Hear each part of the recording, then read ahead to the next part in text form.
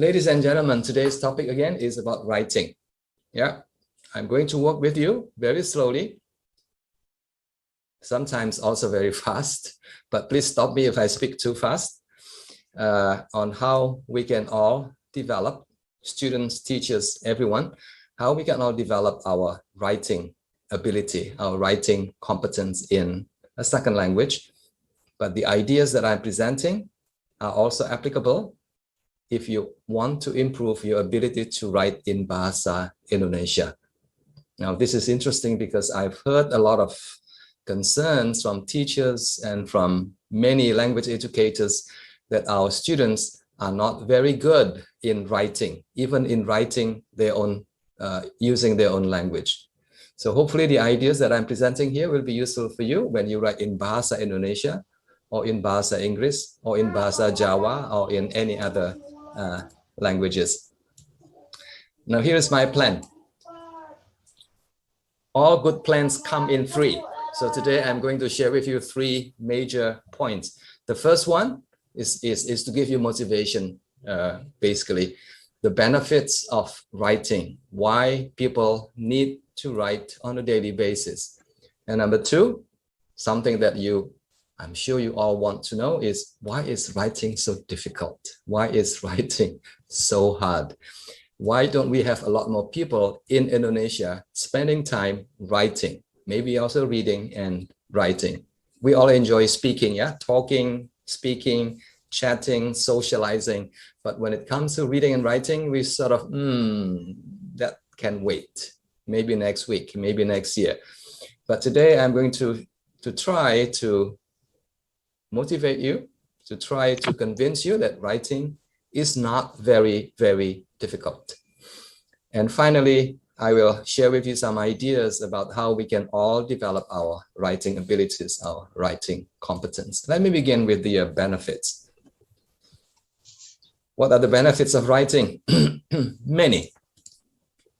Here are some.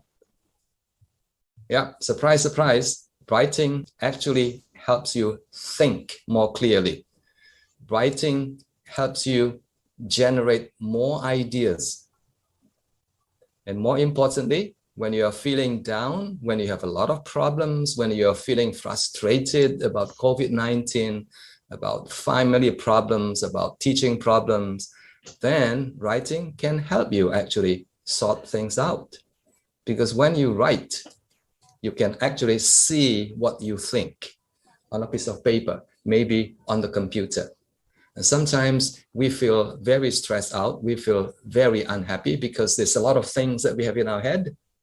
And these things seems to be so complicated, so complex. It makes it difficult for us to really think straight.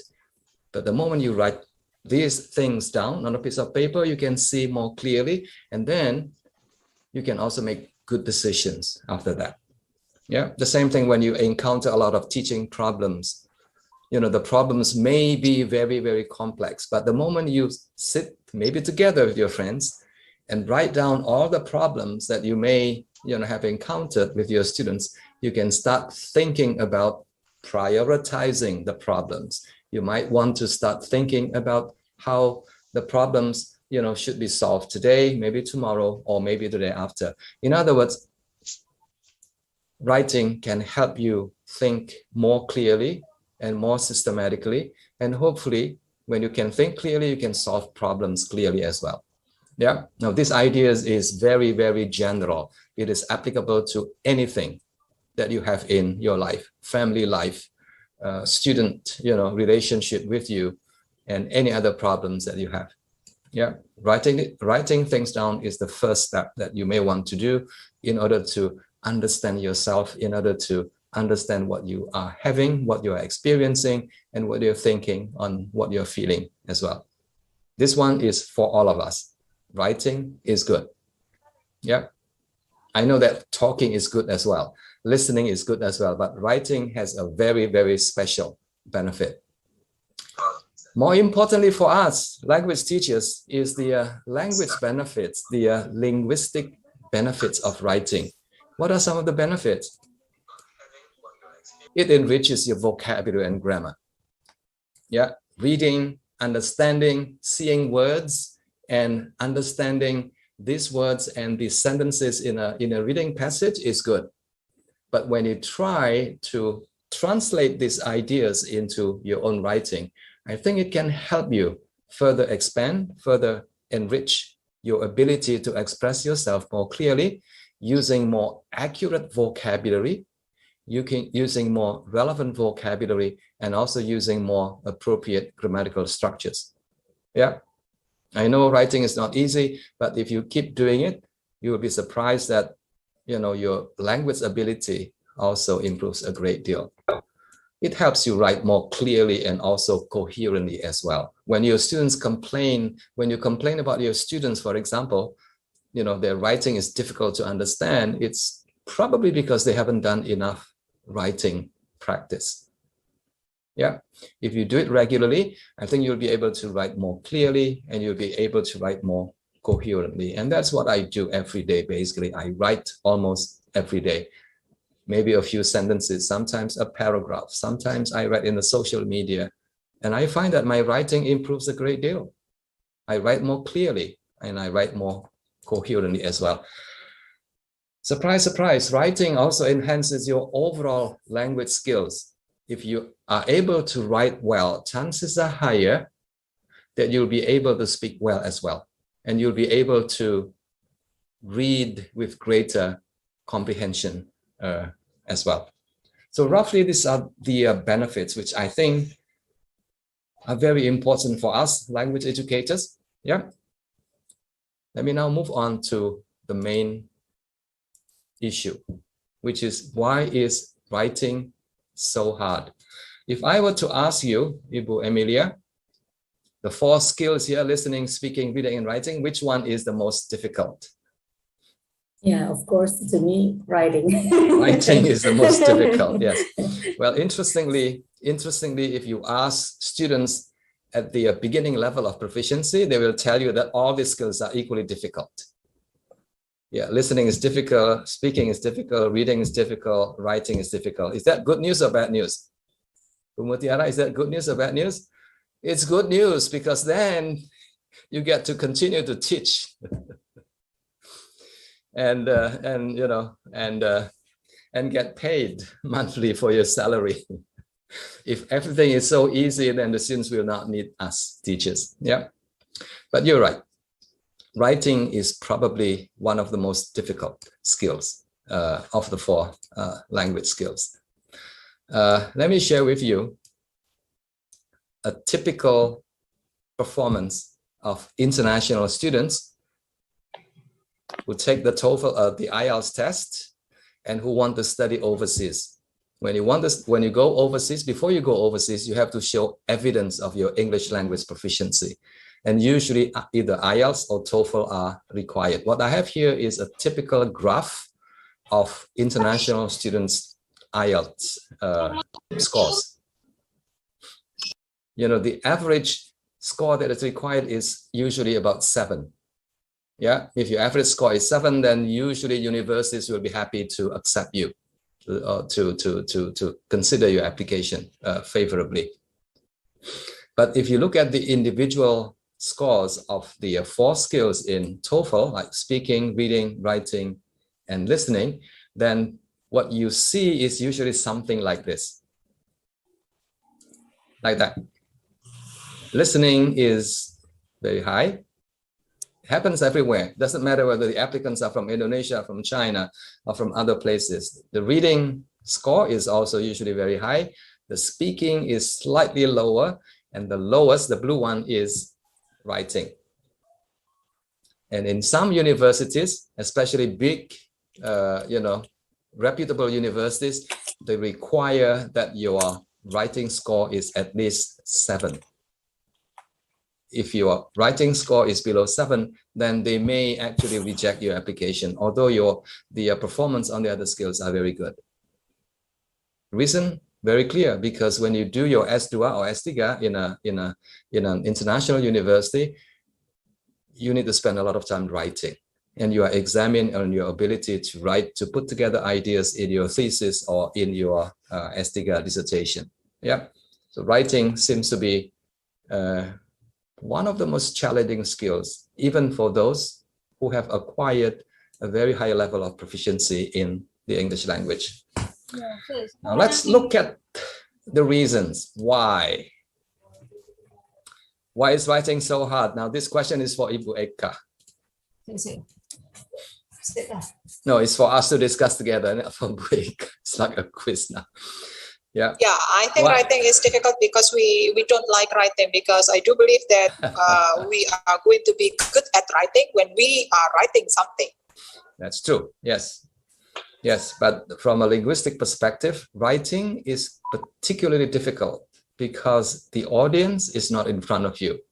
The usual situational or contextual clues are not there. You cannot use gesture, you cannot use your facial expressions when you write.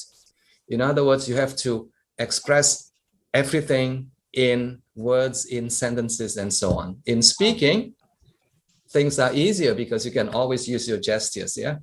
If you don't understand, you can just do this. Yeah. If you don't know, how a word, if you're looking for a word and you don't know what the word is, you can always use gesture to express your ideas. But that's not the case in writing. Writing is, so to speak, context independent. The context is not always there. It's not as available. It's not as rich as the context that we usually find in speaking. The other one is this: the structure and the organization is also very rigid. There is some flexibility, but usually, especially in academic writing, it's kind of fixed. You have to follow certain rules, certain conventions, certain organization. You need to write in full sentences. You need to write in paragraphs, for example. You need to have a beginning. You need to have idea development. You need to have a conclusion and things like that. The structure is very rigid. In speaking, that's not the case. Yeah, you can go back and forth, as I was saying, yesterday, and then you can continue talking without any problem, in confusing the people that you are speaking to. And because of that, in writing, you need to use a lot of text signals. You need to provide sort of traffic lights for the readers to signal that, hey, this is what my first paragraph is all about. And in my second paragraph, I'm going to talk about this. You have to tell the audience first. You need to use words like in addition to. You need to use words like, as a result. You need to use words like however, and many other text signals in order to provide guidance to the readers so that your readers don't get lost when reading your piece of essay. Another one is that the language tends to be formal and of the standard variety. Now, this is very important because these are the kind of words that we don't usually use on a daily basis. So instead of the word look at, which is very common in speaking, in writing, people tend to use the word examine, especially in academic writing. You use the word examine, investigate, explore, and many other similar words that we don't usually use on a daily basis. To put up with, for example, is very common in daily conversation. But in writing, I think you need to use a different word, a word that is more formal, like tolerate. And there are many examples of this. Now, these are things that make writing particularly difficult for us and also for our students. Now, here's a few more. In writing, usually we have to write longer sentences and also use a bit more complex sentences. You don't have to, but usually that's the expectation. Yeah. Although I myself enjoy writing using short and easy sentences. And when it comes to academic writing, there's another major consideration, that is the content. You need to have the content. If the content is very thin, then the quality of your essay is not considered up to standard. So academic writing becomes really difficult because you have to think about the content, and you have to think about the language, and you have to think about the organization as well. And because of that, writing is often seen as being an activity, a task that is very slow, very tedious, very laborious, and mentally very tiring, mentally taxing as well. So no wonder students, people, you, me, we usually don't like writing. Yeah. So again, in summary, why is writing difficult? Lack of knowledge, Ibu Made, lack of skill, lack of motivation, lack of practice. What is the answer? Lack of practice. Lack of practice? Or number one? All. All of the above. Okay, all of the above. Okay, yes. Now we have seen that writing can be very beneficial, can be very useful.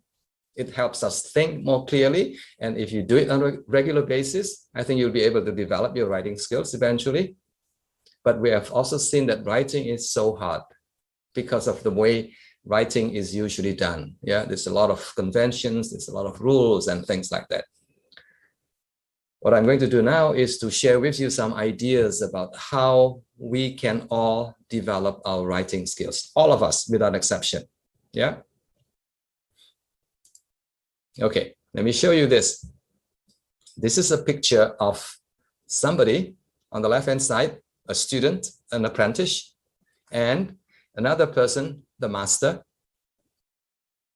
You know, somebody who is very good at doing what he or she is doing. Usually what happens in this situation is what? The master is teaching the apprentice, the students, you know, the trick of the trade, if you like. If it is baking, then the apprentice needs to see, you know, on a daily basis how the master is doing it, what ingredients, everything that needs to be done in order to produce a very nice piece of bread, for example. The same thing with painting. Yeah, many years ago, the apprenticeship model is very, very popular. Even now, if you go to Bali, for example, if you look at the you know, the guy who is very good at, what do you call that? Mamahati, sculpture. Apa namanya di Bali itu? Yeah, wood carving. Yes, yes, yes, yes.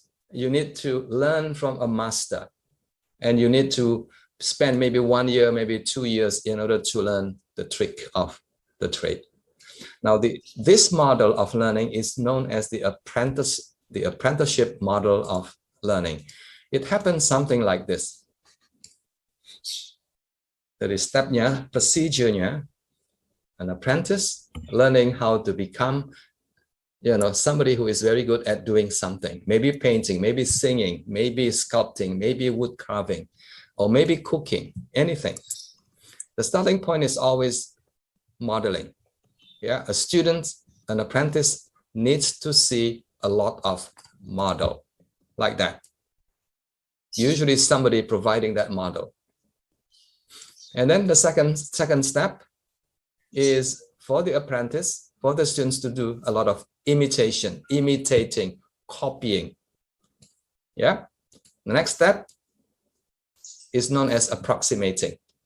In other words, developing, progressing, becoming more like the master. And eventually the apprentice, the students can become a master of the craft.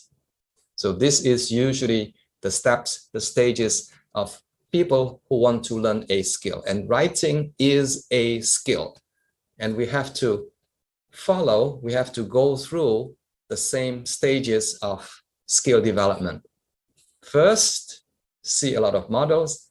Second, imitating. But the word imitating is a bad word in education now. Imitating means like copying, and copying is a bad thing. What I'm saying today is copying is a very good thing. At the early stage of learning, that is the best thing that you can do. You copy, you imitate what the masters are doing. But the thing is, at some point, you need to go beyond that. You can't just keep copying. If you are at your stage now and you are still copying, that is called plagiarizing, and that is a very bad thing. But at the early stage, copying is unavoidable. But slowly and gradually, you become more similar in your writing to the master. And eventually, you are able to write on your own, to develop your own style of writing. Yeah. Now, if you want something more substantial, now here is a piece of advice from a very well-known writing author. And that's the name of the book, On Writing Well. It's one of the best-selling books on writing in the world. And the book has sold like millions of copies. And this is the advice of the author.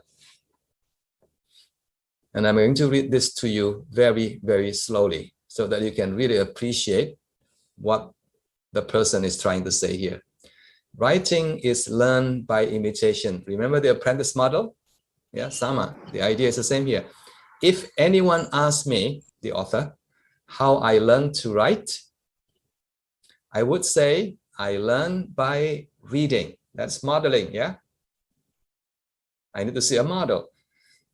I learned by reading the men and women who were doing the kind of writing that I wanted to do and trying to figure out how they did it. In a very simple language, if I want to write like Gabriel Fang, for example, Gabriel Fang somewhere here, if I want to be able to write like him, because I think he is a very good writer, he has published a lot, what I need to do is I would download all of his publications, his books, his book chapters, his articles, and I would then read them very carefully, modeling. And initially, maybe I will copy, I will imitate how he, how he writes. And slowly and gradually, I will develop my own style of writing. Are you with me on that? Yeah. So the idea is pretty straightforward. Yeah. Okay. Now, here is what I want to share with you now. There are 4 things that we can do, or we can help our students to do in order to develop their writing skills, all the way from modeling to developing their own style of writing. The 4 things here begin with, number 1, reading, number 2, reading, number 3, writing, and number 4, writing. But each time it's a different kind of reading. Each time it's a different kind of writing. Please do not get confused because the words can be a bit confusing, yeah? So I'm going to slow down a little bit. So step number 1 is read like a reader. Step number 2, read like a writer. Don't worry too much if you are not very clear at this point. And 3 is write like a reader. And the last one is write like a writer. Yeah, so one at a time. This is the first one. What does it mean when we say you have to read like a reader? Remember the apprenticeship model? This is the modeling stage. Remember the modeling stage? You need to see a lot of models. And the best model for writing is reading. Because in reading, you get to see a lot of words, you get to see a lot of sentences, you get to see a lot of textual organization, you get to see a lot of interesting things that you will later need to use when you start writing. Okay, so the key thing to remember is this. What does it mean when you read like a reader? Basically, you read for general information. Number 2, you read for enjoyment. And if you do that, chances are higher that you'll be reading a lot. You'll be receiving, you'll be seeing a lot of model, basically, model text. Read different types of text. Yeah, and more practically, spend time 20, 30 minutes a day reading. For how long? I think I will ask Bu Mutiara now. For how long? What is the answer? For how long? Forever. Forever, exactly. You need to read and read and read and read and read. There's no other way. This is the modeling stage. Now, this is good whether you are learning how to write in Bahasa Indonesia or in Bahasa Inggris. The same thing. This is the starting point. This is the modeling stage. For how long? Forever. Very good. And what do you get from reading? Very important again. What do you get from reading? What are the benefits of reading? Again, there's a lot of benefits, the linguistic benefits, the cognitive benefits, and also the affective benefits. The language benefits, your vocabulary develop. your words become much, much richer. You learn to know a lot of new words, and you also learn to know how these words are actually used in a variety of contexts. Very, very rich. Not just a word that the teachers explain in the classroom. This word means this. That is not very useful. It's okay, but not extremely useful. But when the students see the words used by different authors to express a variety of meaning in different situations, that is pragmatically very, very rich. And that is the kind of things that you need to learn from your reading. Your grammar also develop a great deal. You get to see a lot of textual structure, text organizations. The thinking benefit is also very clear. As you read, your mind also works very hard. You make predictions, you sort of guess meanings from context, you synthesize the information, you predict, you do all sort of thinking in order for you to comprehend what the text is all about. And along the way, you also acquire a lot of content. The content here is known as knowledge. And knowledge is extremely, extremely important. Yeah. If you have very small knowledge, then it's really difficult for you to read text written by other people from different parts of the world. Because chances are you won't understand the context, you won't have sufficient prior knowledge about, about places, about history, and about many other things. So if you read a great deal, your knowledge increases a great deal, and your ability to comprehend also increases a great deal. And finally, reading is such an enjoyable activity. Yeah.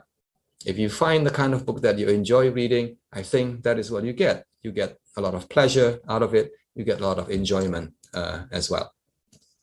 Yeah. Now, this is again a very good quotation from one of the top scholars in English language teaching. And this is what he says. Again, I'm going to read this very slowly. Yeah. When enough reading is done. The key word here is enough. When enough reading is done, all the necessary grammatical structures and discourse rules for writing will automatically be presented to the writer in sufficient quantity. Now, I hope you can see the link here between what I said earlier and what I'm saying now. Okay? But of course, you want some evidence, right? Is there really evidence that reading is very good, very useful for writing?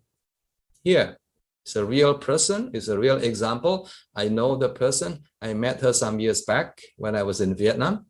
She's not Chinese, she is Vietnamese. They're different, yeah? I used to go to Vietnam a lot. And when I told them, hey, you look very Chinese, they were very unhappy. No, we're not Chinese, we are Vietnamese. They look similar, but they're different.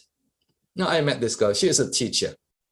Teaching in a university in one of those universities in Vietnam. I met her in a workshop, and I was very, very impressed by her ability to express herself clearly in speaking. So I interviewed her, I had a chat with her, and I asked her how she was able to develop a high level of English language proficiency. And what he said was this: I read a lot. I read English a lot. I started reading when I was younger, when I was in secondary school. And she also said, you know something, Pak Willy? I was going to take the IELTS test because I wanted to apply for admission into a master's program in a university overseas. And I told her, no, you don't need to take the IELTS test. I can tell you right now what your IELTS test will be. So I told her, you are at least IELTS 8. At least, that's the word, at least IELTS 8. She did not believe me. She went ahead and she signed up for the test, and she paid like $200 to take the test. She got the result. What did she get? 8.5. She got 8.5 on the IELTS test. So I was only slightly incorrect. Not incorrect because I said at least 8. And this is what she said that impresses me a lot. Yeah. This is a sentence that you have to memorize, because I'm going to come back here next year and I'm going to ask you if you remember this sentence. This is a real sentence, yeah? A real sentence said by a real person, a language teacher from Vietnam. Reading makes reading easier, and reading makes writing easier. Now, the key word here is easier. She is not saying it's easy. No, it's easier than before. And that to me is very important. Yeah. So we are done. So step number 1 is read like a reader. Remember, yeah? Do not get confused now. Number 1 usually is easy. When we get to number 3, then you start to begin to feel a bit confused. Number 2 is read like a writer, also known as writerly reading. What does it mean? Read like a writer. Reading like a writer means that you want to learn from your reading.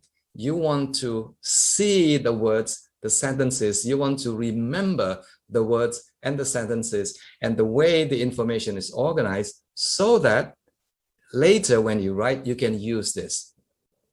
Because when you read like a reader, your focus is on understanding. Your focus is on the meaning of the text. Your mind is very busy trying to work out the meaning, the big ideas of the reading materials. Yeah. If you stop there, then your writing will probably not improve a great deal. So the next step is very important. Read like a writer. In other words, after you finish reading, you stop and then read again and start paying attention. Hey, that's how the author starts the first sentence. Hey, the writer is using the present tense here and not the past tense. Hey, look, the writer moves on to the second paragraph. Hey, look, that's how the writer concludes the whole discussion. And those are the words that the author is using to conclude the discussion.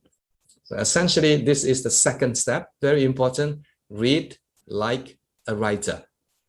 Read so that you, when you write later, you can learn, you can use all of these language features that you have seen.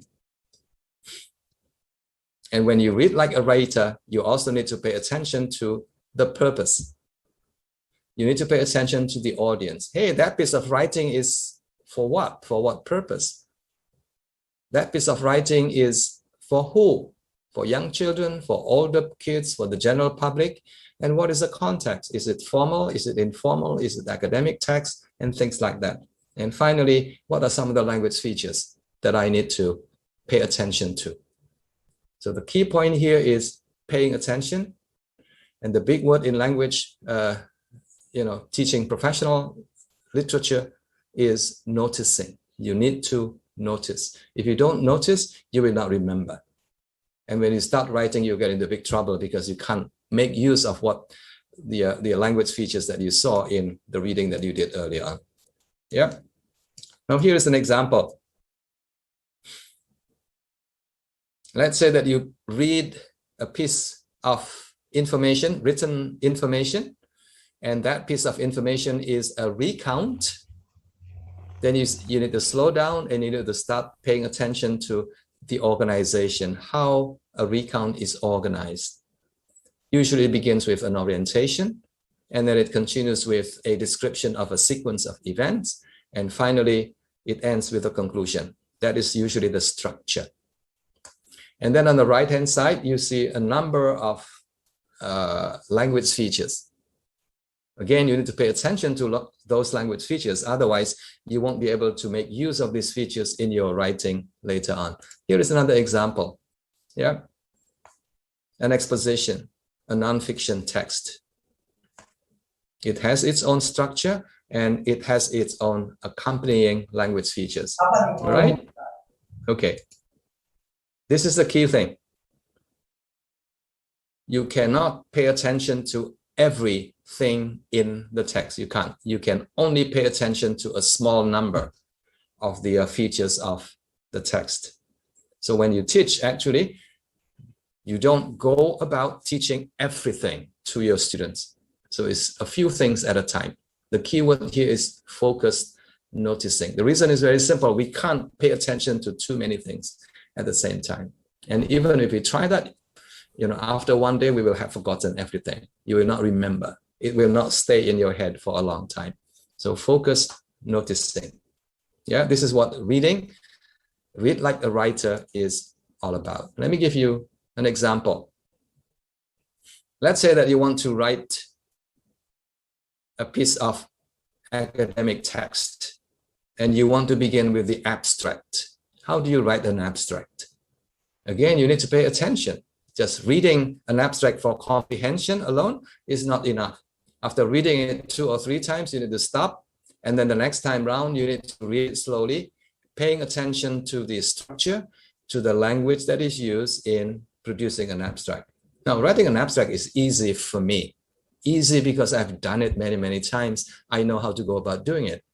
And I'm not surprised when people who are very proficient, very good, very competent in the English language are not able to write an abstract.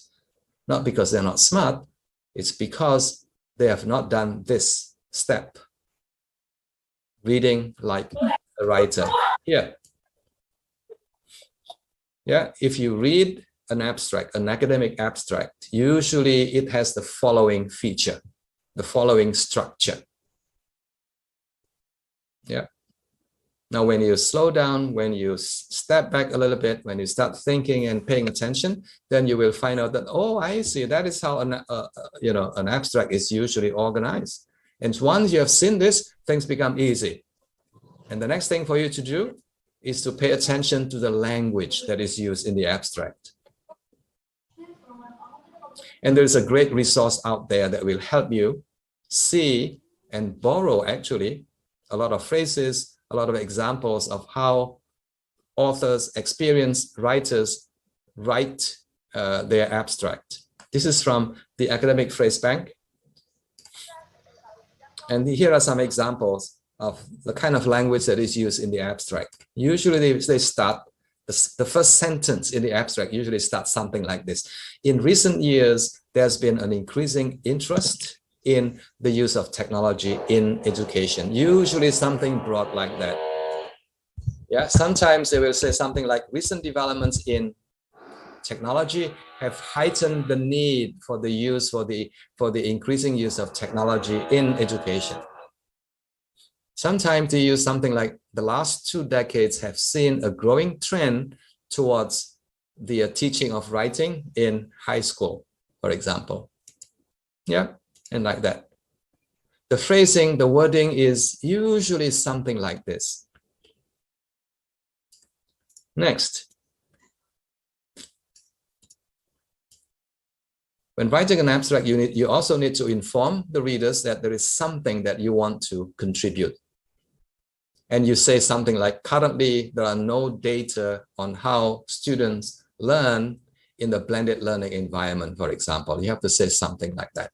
Very little is currently known about something. Research to date has not yet determined, and so on. What is not clear is the impact of X on Y. Yeah. So the language actually is there. It's not something that is so difficult. You just need to see this and pay attention, and then later use this in your own writing. So that is step number 2. Remember step number 1, Pumutiara? Step number 1 is read like a reader. And step number 2 is read like a writer. A writer. Are we clear so far? Yes. Yeah. This is what modeling is all about. Modeling and paying attention. Modeling and noticing. The first 2 steps are very, very important. As I continue my presentation, think about how things are usually done in the classroom, in your teaching. Is this what you do in the classroom?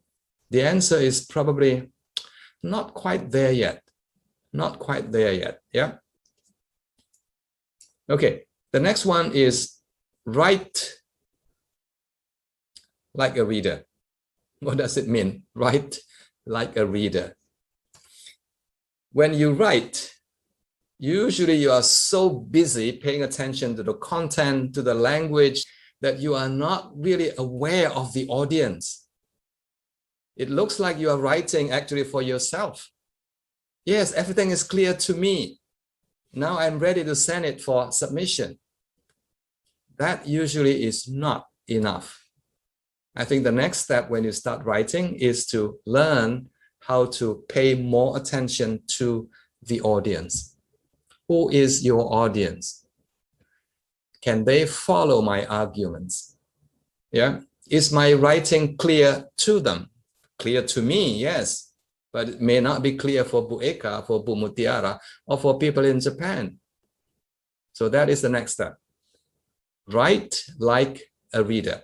So sometimes you need to put yourself not just as a writer, but as a reader. If you can't do that, if you can't take the role, of a reader, then you need somebody to help you. That is called peer feedback. That is called peer reading. And that is how you can develop your writing. Because now you are taking the position, not just as a writer, but also as a reader. So that your writing becomes clearer, your writing becomes more coherent. It's known as readerly writing. Yeah. Remember, your first draft is very, very bad. You have to admit that. No first drafts are good. The first draft is always very bad. Even the first draft by the top writers in the world, it's always horrible. The language is poor, the style is poor, and the text may not be very coherent, and more importantly, is not reader-friendly. Not ready, but reader, not reader-friendly. That's what the first draft is all about. Oh, by the way, let me ask you this.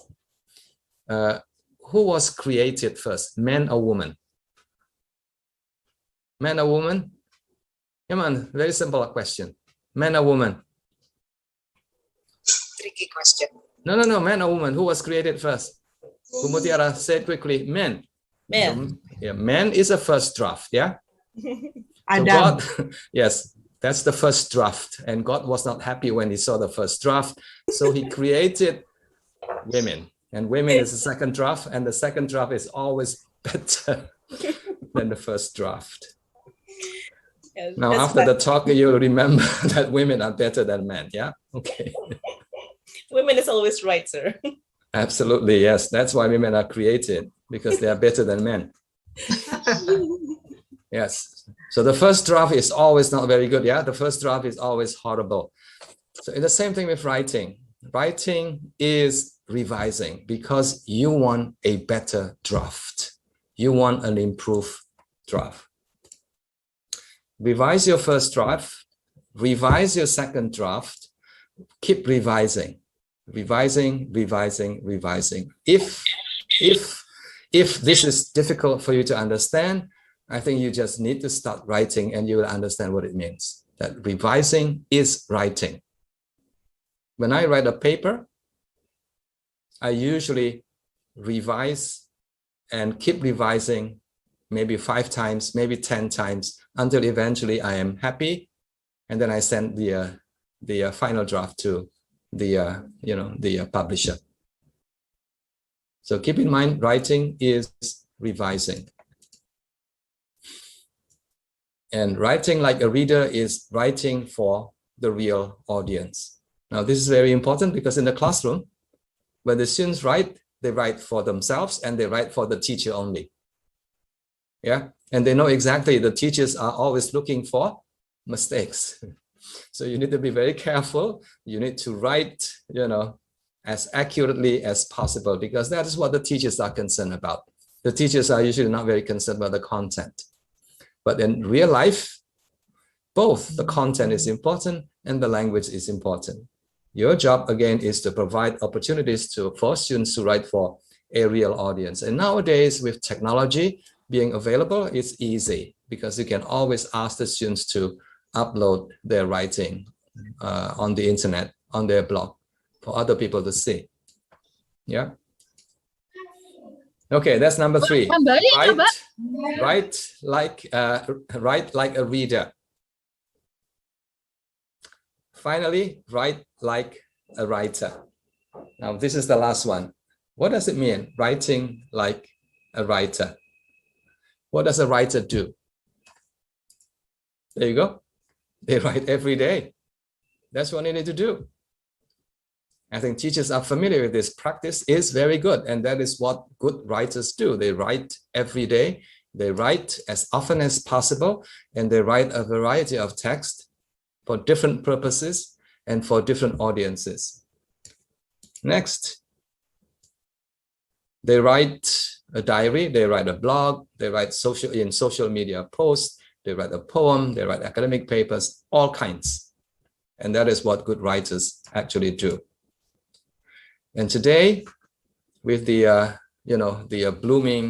explosion of information technology, I think students and teachers need to develop a variety of literacy, transmedia literacy. It's not enough for you to be able to write an email message. It's not enough for you to be able to write an academic, essay. You need to be able to write a blog, for example, because the audience is different and the language is different. So you need to be able to write, in social media and in many, many other forms and format.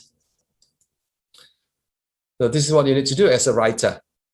Yeah, very good piece of advice. 10 ideas to becoming a better writer.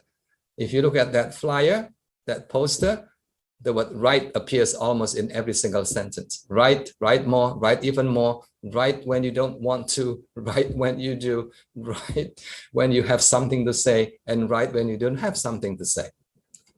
In other words, writing is good. If you do it regularly, I think your writing will improve a great deal. And that is what I would call extensive writing. I think you have heard about extensive reading, but this is what extensive writing is all about. And if you do this regularly, again, the language benefit is very clear. Yeah, your writing becomes more accurate, more fluent. You're able to use a wider range of language. And more importantly, your writing becomes clearer and more coherent as well.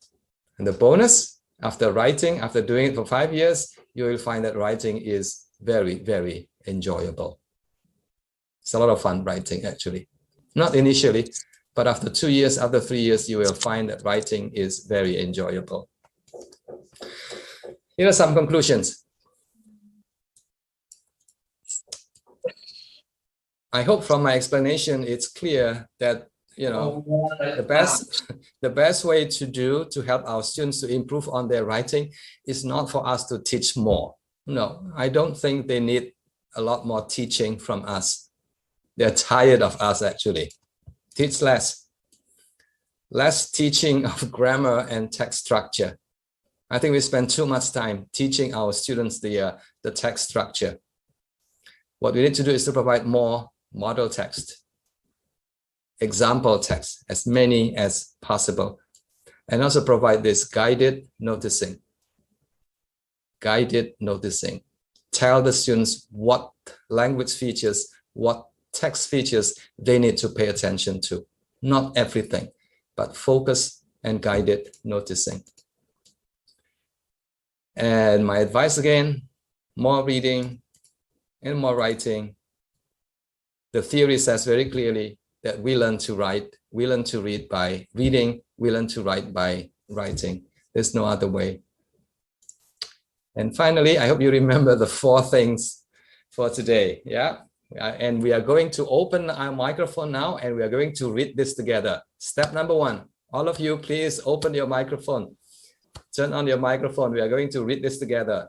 Step number 1 is read like a reader. Like a reader. Read Like a writer. Read like a Number 3, write like a reader. Write like a reader. Write like a writer. Very good. I hope we all have learned something useful together. Thank you. And gradually and slowly, if we implement this, I think we'll be able to help our students develop, a great deal. Now, this is a free gift for you. Free gift for you, a free book.